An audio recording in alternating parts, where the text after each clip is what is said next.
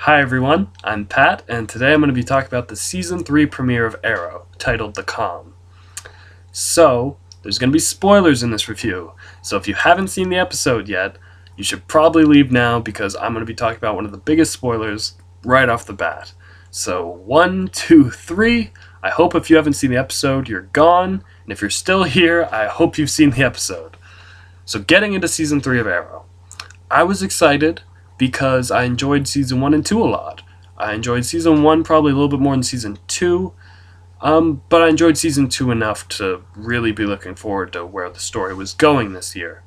So when we enter the story this year, Team Arrow is working really well together. They're all like kicking ass, taking names, and now they have Roy helping them, all suited up in a red Green Arrow costume pretty much. And he's going by the name Arsenal. I don't think they've said it in the show yet, but from what I've seen from advertising for the show and from what I know from the comics, that's what he's going to be called. And they're all doing really well. Diggle's going to have a baby, and Oliver and Felicity are accepting that they have feelings for each other. The only one who's not doing too well is Roy, because Oliver's sister Thea went off with Malcolm Merlin last year. He has no idea where she is. He's mad and frustrated, and he's kind of just channeling that into his crime fighting. The rest of Starling City is kind of dying, they said, because there's been 2 terrorist attacks in the past 2 years, so no one wants to live there. I probably wouldn't want to live there either if I thought I was going to get blown up every May when the season finale was coming around. So things that get really interesting, though, when one of the major characters last year, Sarah Lance, Black Canary, comes back for a couple scenes, and then she gets shot by multiple arrows and falls off a building and lands splat right in front of her sister Laurel, which is really bad because Laurel just got used to the idea that Sarah was alive after thinking she was dead for like years. So, sorry, Laurel, I don't think she's coming back this time. Probably not. Sorry. So, that was really shocking to me. I was not expecting them to kill Black Canary off right away.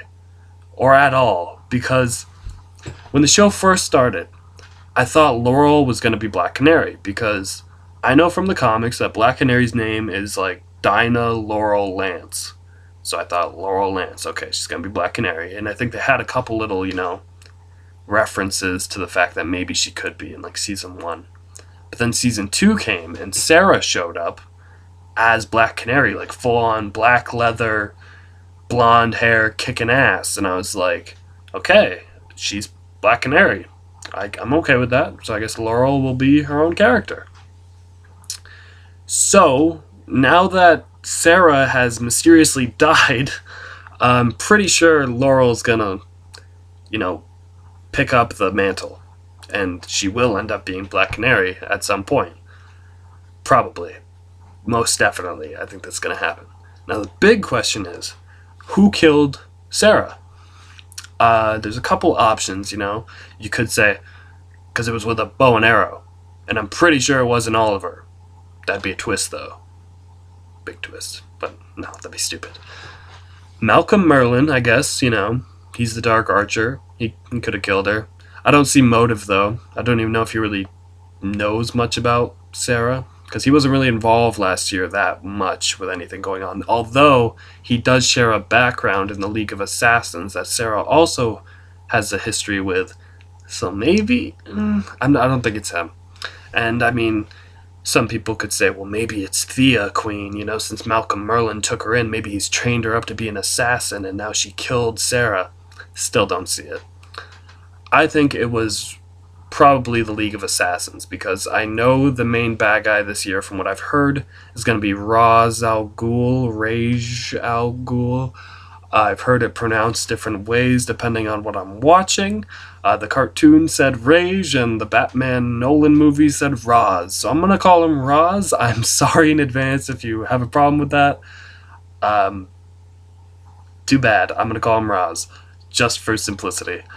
I think it was him, because he's the big bad this year. And I think maybe he'd probably get a little annoyed that Sarah kind of left the league, even though she was back with them at this point. The fact she kind of like went renegade, and I don't know, he's probably pissed about that. Or he might not just like Oliver, you know? Maybe he's sick of seeing this Arrow guy around. I don't know his motives. It's way too early to tell. But I think it was probably the league, unfortunately. Uh, Other things that happened in this episode, we had Oliver and Felicity going on a date. And I know a lot of fans like really, really like, the idea of Oliver and Felicity being romantically involved. Um, I'm kind of indifferent to it. I don't hate the idea of Ollicity, um, but I don't really see where it came from, to be honest. I don't want to piss people off with this, but I can see in the past it was obvious that Felicity was feeling more than just friendship with Oliver. Like from her side, she seemed very infatuated with him. I mean, how could you not? He's like this well built, nice superhero, selfless man who noble, and she was into him, and you could tell. Like in those, and especially last season, you could really tell. The thing is, I never saw much, from what I could tell, of Oliver feeling anything like that for Felicity. They kind of teased a little bit last season finale where he told her he loved her, but it turned out to just be a trick to get Slade to go after her. Um, but then this episode, they made it seem like I didn't like how it suddenly felt like everyone. It was like, okay, how do I explain this? He's talking to Diggle, and Diggle is all of a sudden all on his ass about, well, maybe you should tell Felicity you love her. And Oliver is like, but that was just to trick Slade. And he's like, well, I think you're tricking yourself. I'm like, what? Like, Diggle, shut up. You don't know what Oliver is feeling, okay? If he doesn't want to go out with Felicity, he doesn't have to, okay? He's not tricking himself. Maybe he's just not interested. I could go on, but I don't hate the idea of them together. And I really did like the scene when they're having dinner, and he talks to her about, like, how the first time he felt like, since he was back on the island, that he felt like was seeing other human being, like a real human being, and feeling for a human being was when he first started talking to her. I could see that, because, he was very still in post-traumatic stress island mode when he first came back. But then things started to seem more chill after she teamed up with them. So I could see that. I liked that scene. I don't hate the idea of them together. I just wish we saw more like build up to Oliver's feelings on the matter, because I feel like he was just kind of tossed into it by Diggle all of a sudden. And I was like, Diggle, just go have your baby. Just get out of his business. But I don't hate the idea. I'm okay with it if they want to pursue that angle on storylines. I just hope that doesn't mean that Felicity will die, because I really like Felicity. I think she's a really good character, and I'm worried too that having them romantically involved is just going to cause a ton of drama that'll make both of them look bad. And I just like Team Arrow the way it is. Is that so hard? Okay. Other things that happened, we got a new Count Vertigo, who's a major bad guy in the comics, and you may remember in the first 2 seasons he was played by a different actor, and he was overly campy and kooky, and he was trying too hard to be the Joker. It seemed like everything was all, ooh, Vertigo, ooh, man, like, he wasn't scary or intimidating, he was goofy. Every time he showed up, he would show up and try to act like he was this psychopath. Ooh, Vertigo. And I was just like, I don't buy you as a villain. And Count Vertigo is one of Green Arrow's major villains, so I thought, this is what we get? Some wannabe Joker going around just ranting psychotically about how great his drug is. This guy was better. I thought he was more intimidating, and I liked how he used like Vertigo darts to like fight Oliver. Although I wasn't a huge fan of the whole, well, I tweaked it so now it makes you experience your worst fear. I'm like, oh, it makes you experience your worst fear, huh? Like Scarecrow from Batman?